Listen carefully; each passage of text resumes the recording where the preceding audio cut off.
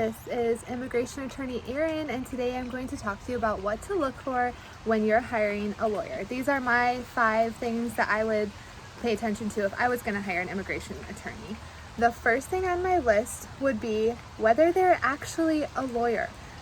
Believe it or not, there are a lot of people, I think especially in immigration law compared to other legal practices, like a lot of immigration attorneys out there really are not immigration attorneys, or perhaps they've lost their license or something like that. So I look up wherever they say that they're barred. You can find on the state bar website whether or not they're listed there as it actually having been admitted and maintaining their license. So look for, check into them. Don't believe everyone who just says they're immigration attorney. Look it up.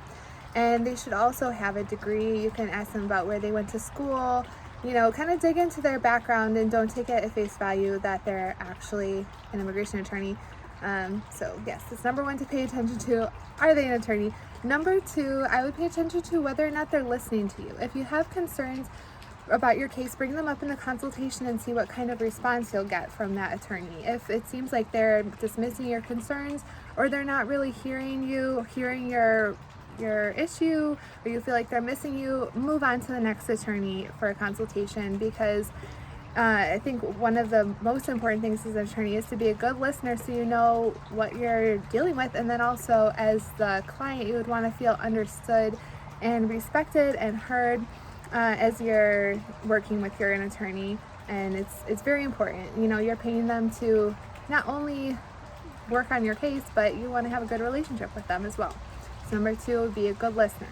Number 3 on my list would be that they have reasonable fees, but they're not either too expensive or actually too cheap. I think being look around at fees, see what's normal in your area, and if they're too cheap, maybe it's because they're not actually an attorney, which I would go back to number 1, because I've seen that before too, where someone's offering some kind of immigration service, but they're not actually a lawyer, or they're gonna say, "Oh, I'm just gonna help you fill out this form. I'm just gonna mail this for you. I'm just gonna do this one motion." No, a real attorney will not do that to you, and they'll.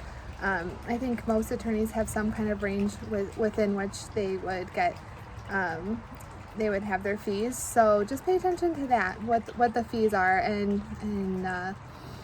see what's going to work for you. Number 4 on my list that I was looking at would be experience. I would look for an attorney that has experience with immigration.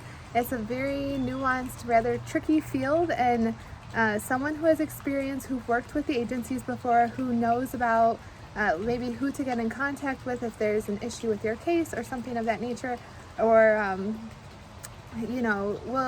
it just experience matters, I would just say. I think like in a lot of things in life, having some real life experience, some practical wisdom will likely prove to be helpful in your case. And number 5, I would look at whether or not they have some good referrals. Now, Google reviews can be deceitful because there are some people who simply get a bad result in their case, or maybe they have some unreasonable expectations. When they're not met, they go on Google and they'll just word vomit about what an awful attorney that is. Sometimes they even will say it about an attorney that they've never even hired. Maybe they found the wrong attorney on Google to review. So it can be a little confusing. So, pay attention to the Google reviews. If there are a lot of really negative reviews, I would steer clear. But if there's, a handful out of a bunch of reviews, I wouldn't take it as necessarily like a runaway sign. But with that said, look for someone who maybe you personally know that they've had good experience with this attorney, like if it's a family member or a friend or someone you work with.